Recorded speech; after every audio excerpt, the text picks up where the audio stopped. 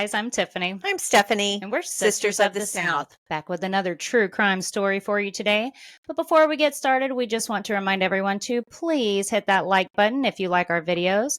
Subscribe for more true crime content every week. And if you hit that little notification bell, it'll let you know when we're back with another video.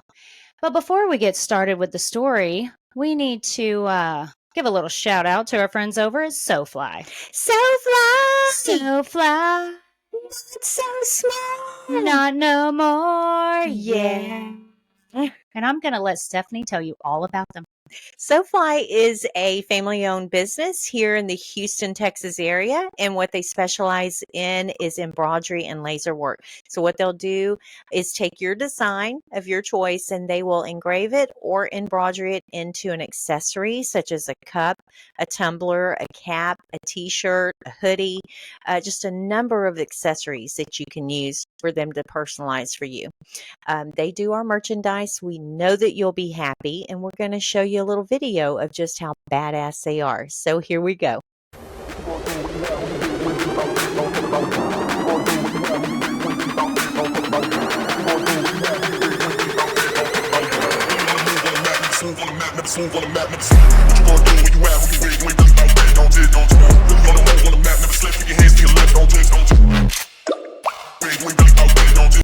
All right, guys, we hope you enjoyed that video. Go check them out. Let them know we sent you. And if you buy something, send us a little picture so we can see it.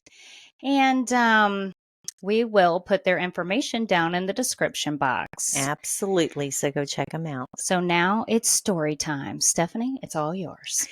Yeah, we're going to talk today about a case that's been in the media for a little while now, and it's for Suzanne Morphew. So when Suzanne Morphew, a Colorado mother of two, vanished on Mother's Day 2020, police initially thought maybe she was taken while riding her mountain bike. They also considered her husband. Then bizarre clues emerged: a chipmunk alibi, a tranquilizer gun, and a spy pin, and an affair. Suzanne and Barry Morphew grew up in the same hometown of Alexandria, Indiana, and met in high school. Suzanne was popular and well-liked. Barry was a star baseball player who was drafted by the Toronto Blue Jays. The couple, who began dating after Barry graduated high school, married in 1994. Barry started a landscaping business, and Suzanne was a school teacher before leaving the job to raise their two daughters, Mallory and Macy. Early in the morning on May 10th, 2020, Barry left his home just outside of Salida, Colorado, to drive to a job site 150 miles away in Broomfield, Colorado. The couple's daughters, who were away on a camping trip and making their way home, text their mother, wishing her a happy Mother's Day. She doesn't respond. Mallory informs her father that they are unable to reach Suzanne. Barry eventually speaks to one of their neighbors and asks him to go check on Suzanne and to see if her mountain bike is at the house. Right. When they find no sign of her on her bike, Barry asks them to call the police. And I find that kind of odd because, we do these cases where the husband just pops up out of the blue without any momentary, okay, maybe she's in the bathroom taking a shower, maybe she went jogging instead of mountain biking, I don't know, and it just becomes this sense of urgency kind of out of nowhere. Oh, it happens a lot. Right. Like, I'm on my way home, but call the police. And most of the time, people aren't going to do that. They're going to Right. They're going to keep trying. Right. They're not going to immediately jump to the worst case scenario. Right. They're going to put some thought into it before just calling the police. Well, I'm one of those, I don't want to call the police unless I have to. Oh, yeah, that sick feeling. I mean, I can maybe see his point if he's out of town. But again, you still want to give a little bit of time to try to locate her before just calling the police. Well, maybe her phone's not working. Right. Right? And you're like, okay, well, let's give it some time. Maybe she'll restart the phone and turn it back on. Yeah. Even if he's out of town, you don't just jump to the worst case. Right. And Barry did. I mean, immediately. So instead of heading home immediately, Okay. Barry drops off a shovel and some other tools for his coworkers at a hotel where he had booked rooms for them and himself. He begins driving home a few minutes past 6 p.m. So, So he's not that concerned, no, I mean, it was an urgency to call the cops to but find not his to get wife. home. Well, for the neighbor to call the cops, okay. But it wasn't a sense of urgency for him to jump in the truck and start heading home. And that would be the first thing I did. Exactly. Most people. If I'm that concerned, Oh, yeah. to have someone call the cops. So, first, the deputies to arrive at the Morphew home found Suzanne's mountain bike nearby in the woods off of the road. Barry arrived home that evening from his work trip. He immediately asked if an animal could have killed her. I mean, and I guess that's possible, but they found her bike. And if an animal attacks you, I would be asking, was there blood on the ground or on the bike? Or maybe there was a flat on the tire and she reached out to someone to come pick her up. I don't know, but an animal attack? That's a weird question. Right. So no clothing, blood, or evidence of a struggle were found near the bike, and Suzanne's helmet was discovered about 1 mile away off the side of Highway 50. Her sunglasses and hydration backpack were found inside her car, leading investigators to summarize the scene may have been staged and that Suzanne never really went for a bike ride that Mother's Day morning. Hmm. Just a note, Suzanne was relatively new at mountain biking at this time, so she had just picked that hobby up. And she's not going to go very far. No. I mean, that's not something you're just great at right off the bat. Well, and I don't know, is that a true statement? Is that something that Barry told the police to kind of throw him off the trail, maybe as an excuse as to why she left her hydration pack in the car? She just started doing this biking thing, so maybe she didn't realize she needed her, Maybe. hydration pack. I don't know. That's a detail that I couldn't really confirm. But Although even new to it, you're going to know that you need your hydration pack. Well, yes, to me for sure, because I don't even get in my car without a bottle of water. I usually have a bottled water and my tumbler. That's how much I like water. You just kind of think, especially if you're doing something Physical. that's going to be physical, that you're going to make sure, regardless if you're going up the street or going 5 miles, that you have something to drink on you. So I don't know. I just thought maybe that was something Barry just threw in there to help As an excuse. to help him out. Yeah.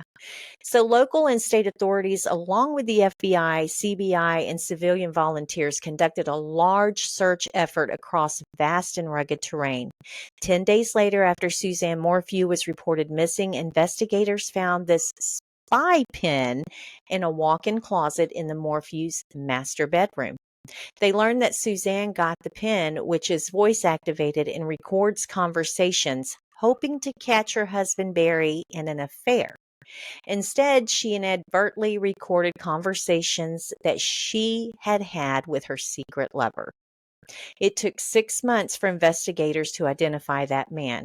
It turned out he had a wife and 6 children in Michigan, where he lived. Okay.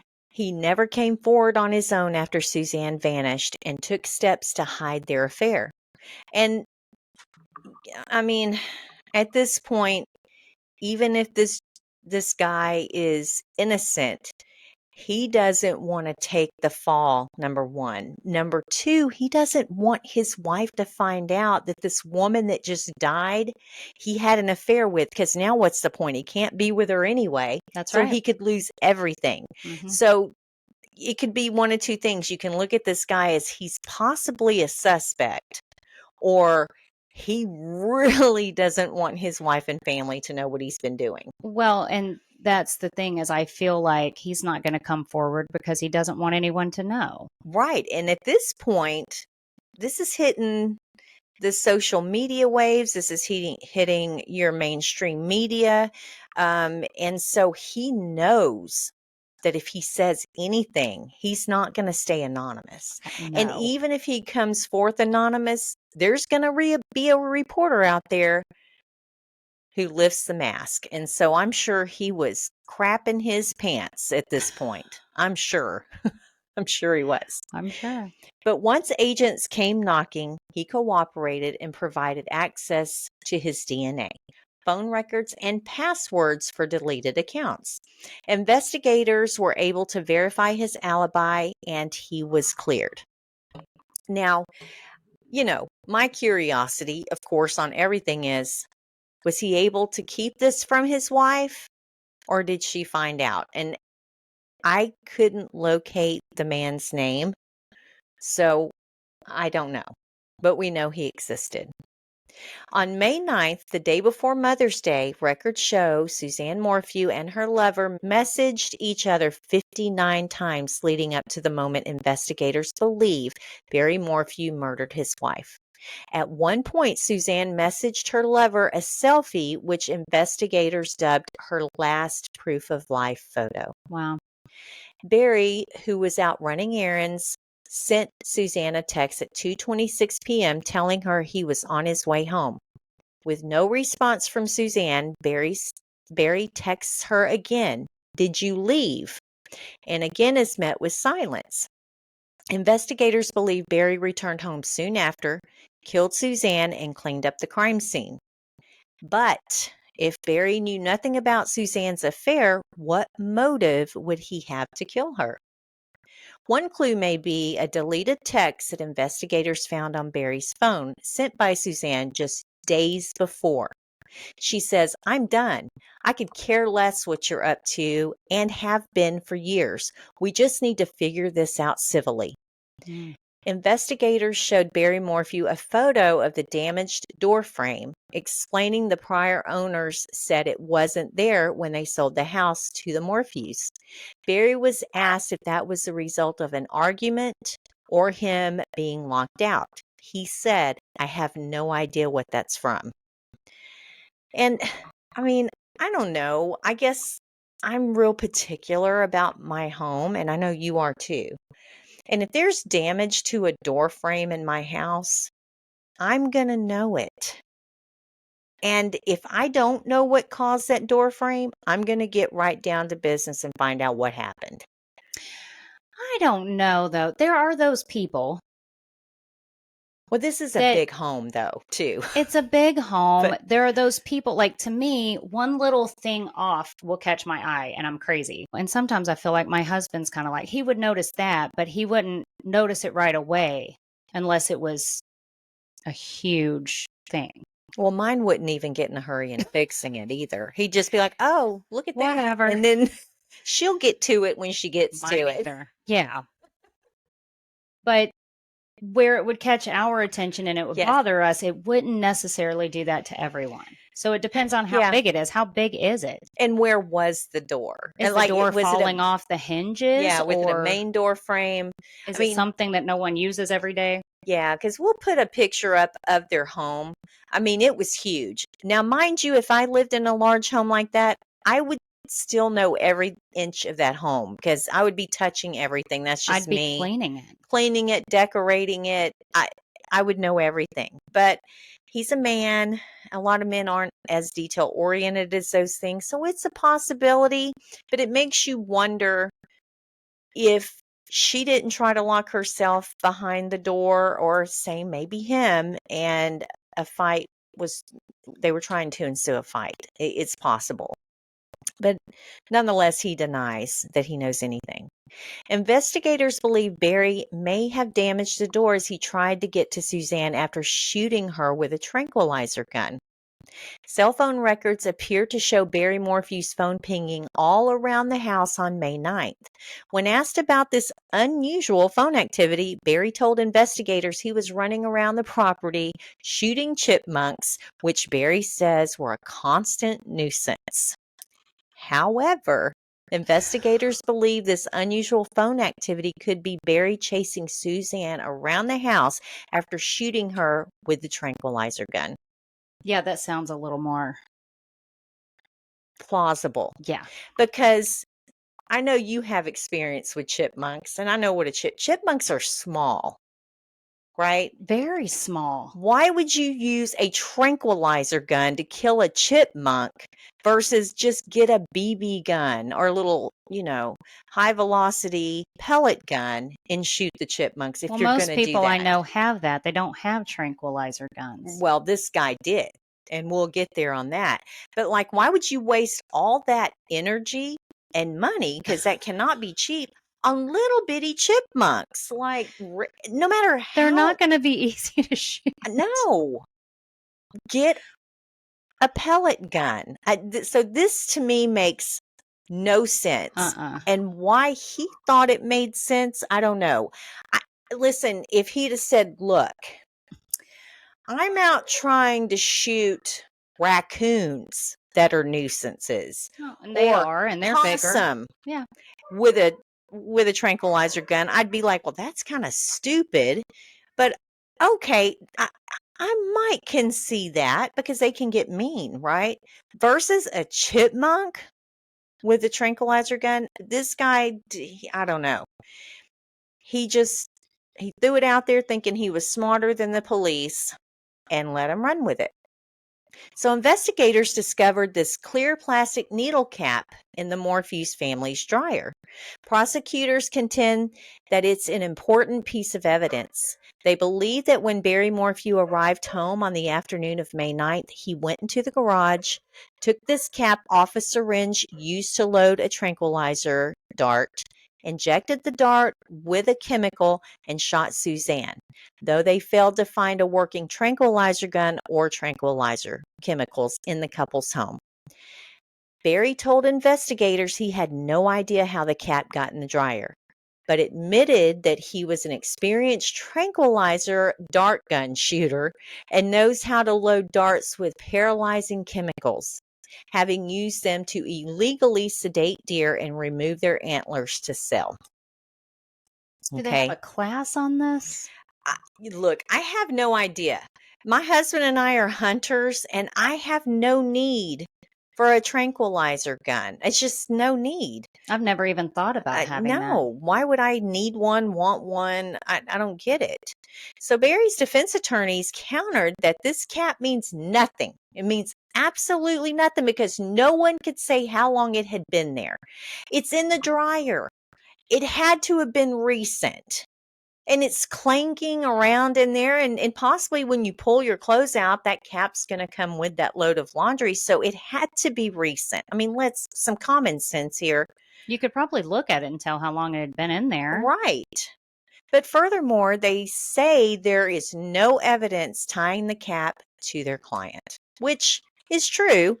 I mean, literally and logically, if there's no fingerprints on it, I mean, I guess it can't be directly tied to him at this point. And it's not in there with his clothes, right? No. So a slew of text messages between Suzanne Morphew and a close friend in the months and days leading up to her disappearance reveal the Morphews' marriage remained rocky. Here are just a few of the texts showing Suzanne's anguish and concerns about her husband, Barry.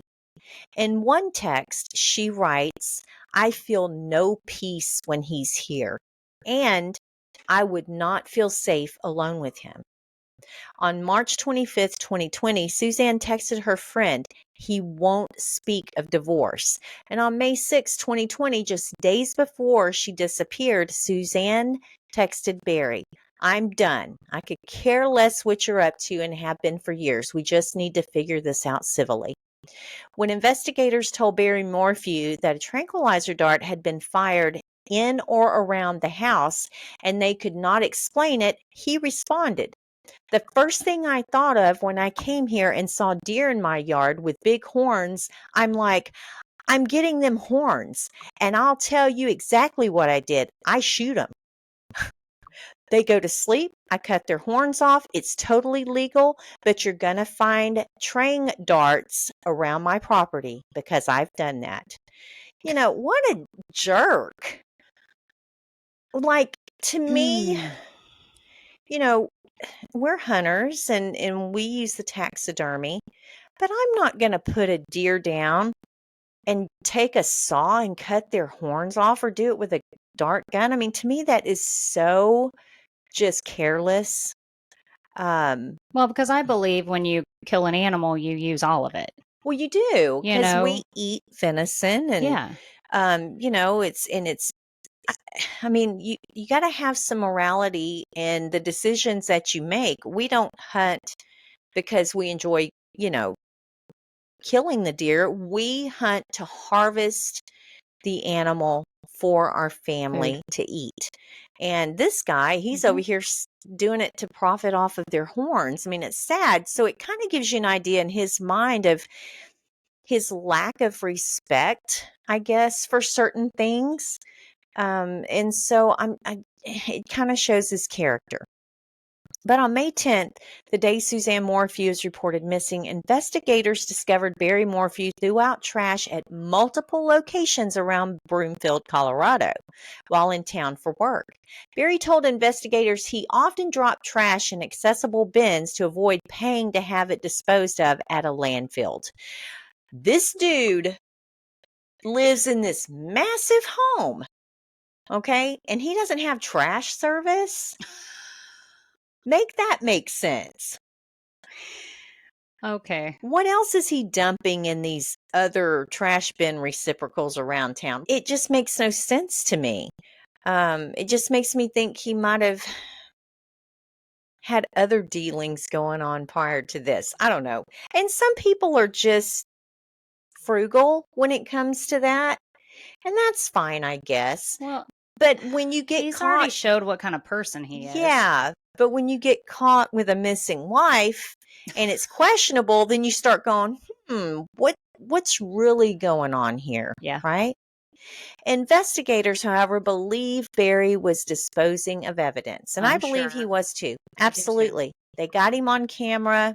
He acts a little weird Of course. while he's doing it, and yeah, so I guess sometimes being frugal ain't good.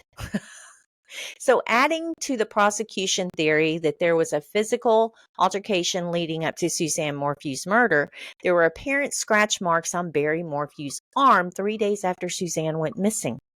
Despite not having found his wife's body, Barry was charged with first-degree murder and tampering with physical evidence and other charges.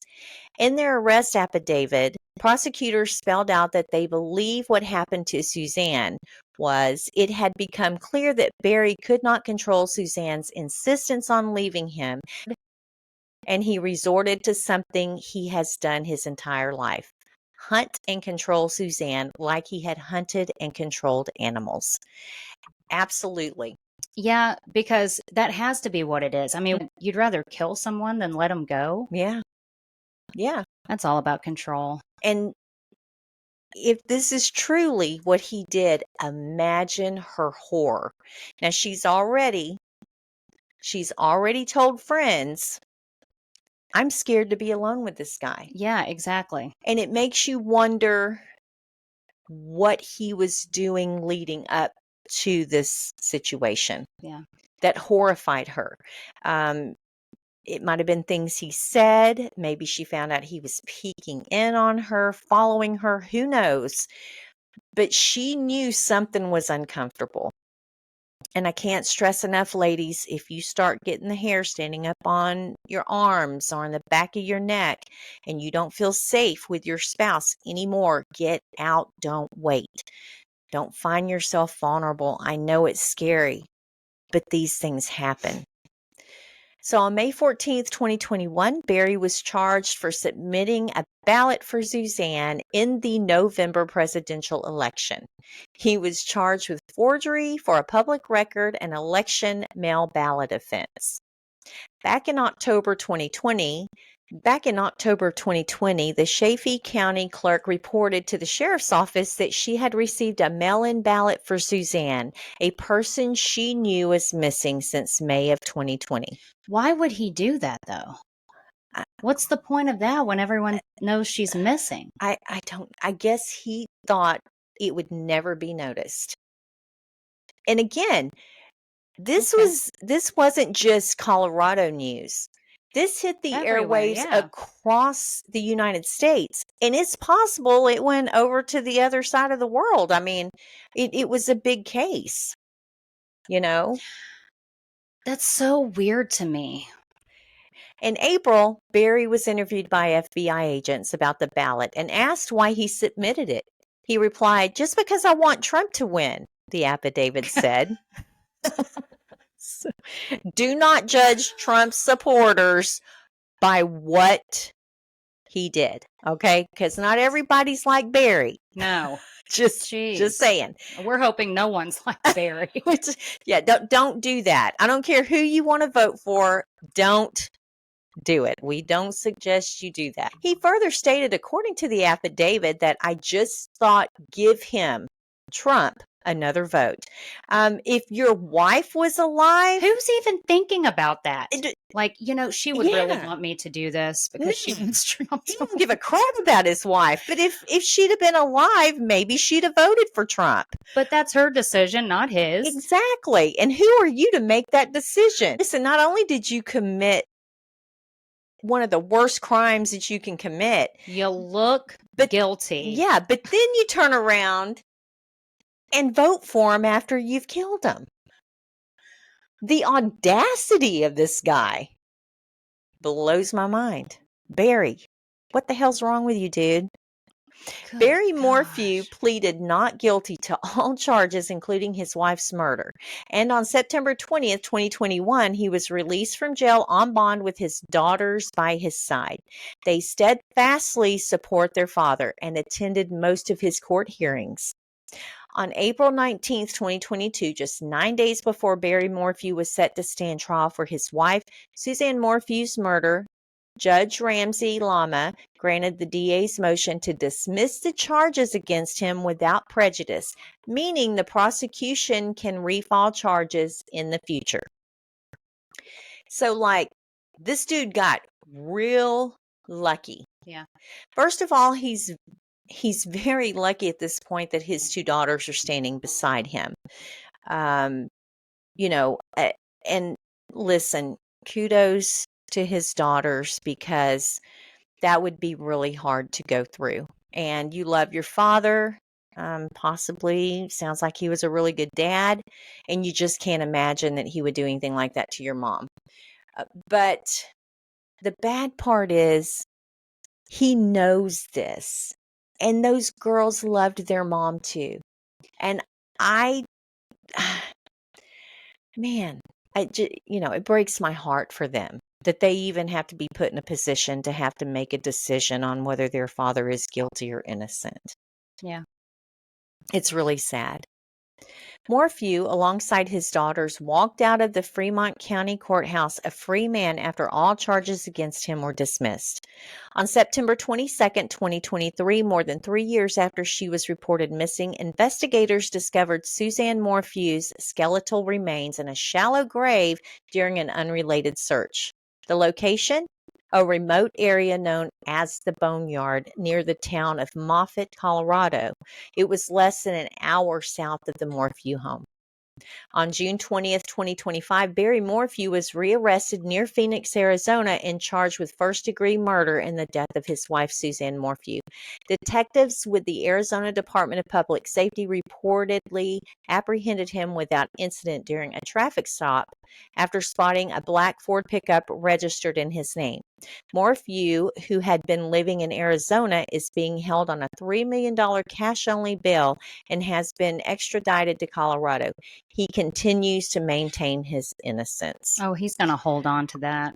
Yeah, he is. And the thing is, I hope prosecution comes in there with some steadfast, hard DNA theory. If we don't have DNA, some hard facts of theories that can prove that he's guilty. I know innocent until proven guilty. I personally feel like he did it.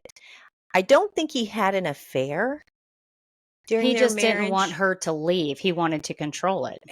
Control her. He didn't want her to leave him. Mm-hmm. I don't think he could handle that rejection. He wanted it to be on his terms, not hers. Right.